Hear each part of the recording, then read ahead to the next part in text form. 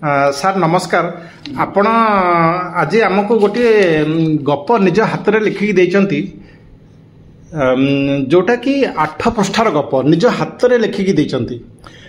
ଆପଣଙ୍କୁ ତ 99 ବର୍ଷ ବୟସ।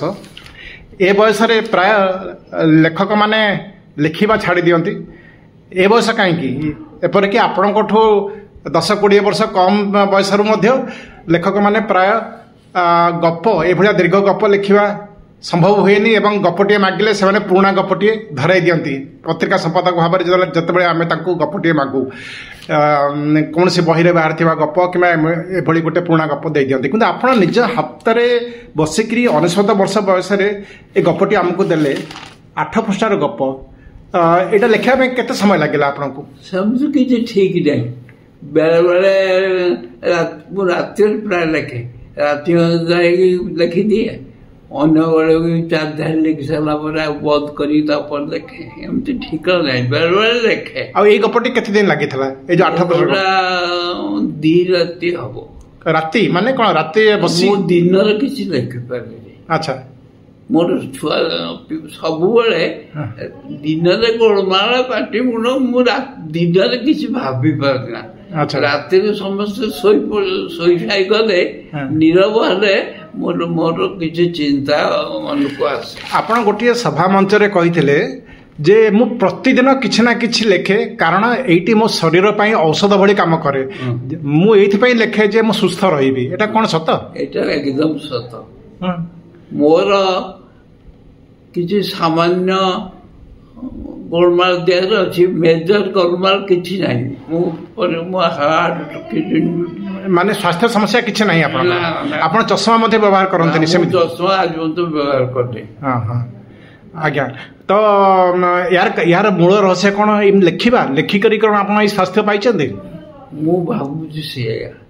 ମୁଁ କହିପାରିବିନି କ'ଣ ହେଇଛି ମୋର। ଦେଖନ୍ତୁ, ବର୍ତ୍ତମାନ ମୋ ଆଖି ବିନା ଚଷମାରେ, କାନରେ ମୁଁ ଶୁଣିପାରି, ମୋ ଭଏସର କିଛି କ୍ଷତି ନାହିଁ।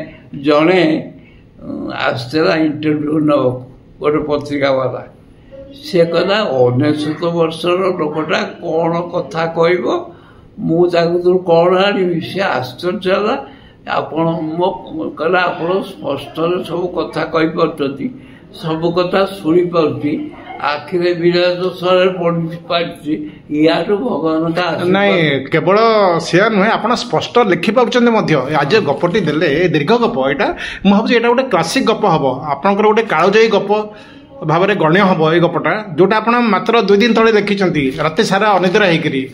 ତ ଏ ଗପରେ ମଧ୍ୟ ସ୍ପଷ୍ଟତା ଅଛି, ଆପଣଙ୍କ ହ୍ୟାଣ୍ଡ ରାଇଟିଂ ଯୋଉ ହସ୍ତାକ୍ଷର ସେଇଟା ମଧ୍ୟ ସ୍ପଷ୍ଟ। କେମିତି ପାରୁଛନ୍ତି ଏସବୁ? ହ୍ୟାଣ୍ଡ ରାଇଟିଂ ମୋର ଭଲ ଥିଲା, ଏଇଥିରେ ବିଶେଷ ଖରାପ ନାହିଁ, ପଢ଼ିବା ଭଳିଆ ଲେଖୁଛି। ଆଜ୍ଞା। ହ୍ୟାଣ୍ଡ ରାଇଟିଂ ମୋର ମୂଳରୁ ଭଲ। ଲକ୍ଷ୍ୟ କ'ଣ? ଜୀବନର ଶେଷ ଦିନ ପର୍ଯ୍ୟନ୍ତ ଏମିତି ଲେଖୁଥିବେ? ମୋର ହଉଛି ମୁଁ ମଲା ପର୍ଯ୍ୟନ୍ତ କଲମ ଧରିକି ଲେଖିବି। ଏବଂ ଗୀତାର ଗୋଟେ କଥା ଅଛି, ମଲାବେଳେ ଯିଏ ଯାହା ଭାବେ ସେଇଆ ହୁଏ। ଯଦି ଏହା ସତ, ମୁଁ ଆଉ ଆର ଜନ୍ମ ଲେଖକ ହେବି। ଏବଂ ମୋର ଏଥର ଲେଖାର ଯେଉଁ ଦୋଷ ତ୍ରୁଟି ଅଛି, ଭୁଲ ଚୁକ୍ ଅଛି, ତାକୁ ସଜାଡ଼ିକି ଆଉ ଭଲ ଗପ ଲେଖିବି। ଏଇଆ ମୋର। ଆଉ ଏକଥା ସତ, ମୁଁ ଭଲ ଅଛି, କାରଣ ମୁଁ ପଢ଼ି ତ ପାରୁନି। ଆଗରୁ ତ ବହୁତ ପଢ଼ୁଥିଲି, ବର୍ତ୍ତମାନ ଆଖିର ପଢ଼ିପାରୁଛି, କିନ୍ତୁ ଆଖିଟା ବିନ୍ଧି ହଉଛି। ହଁ, ଆପଣ ମୋତେ ଏହା କହିଥିଲେ, ଯାହା ସଭାରେ ଗୋଟେ ମନେ ପଡ଼ୁଛି, ମୁଁ କେବଳ ସବୁଦିନ କିଛି କିଛି ଲେଖେ ନାହିଁ, ସବୁଦିନ ପଢ଼େ ମଧ୍ୟ।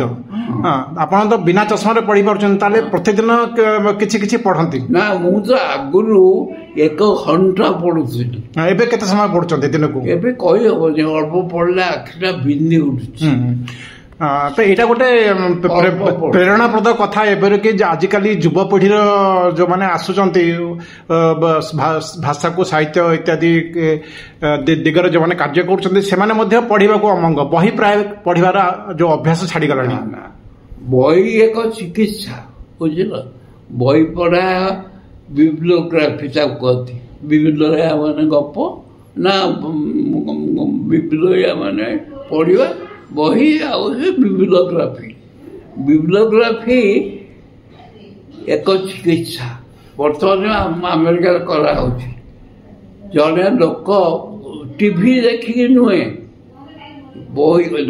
ବହି ଛପା ବହି ତାକୁ ପଢିଲେ ଦେହ ସୁସ୍ଥ ରହିବ। କାହିଁକିନା ଆର୍ଥର ଟେମ୍ପେଷ୍ଟ ନାଟକରେ ଆଣ୍ଟିନିଓକୁ ଯେତେବେଳେ ବିଦା କରାହେଲା ତା ହାତରେ ଜିନିଷପତ୍ର ଦେଇକି ତାକୁ କିଛି ବହି ଦେଲେ, ତମେ ସୁବିଧା ହେଲେ ପଢିବ।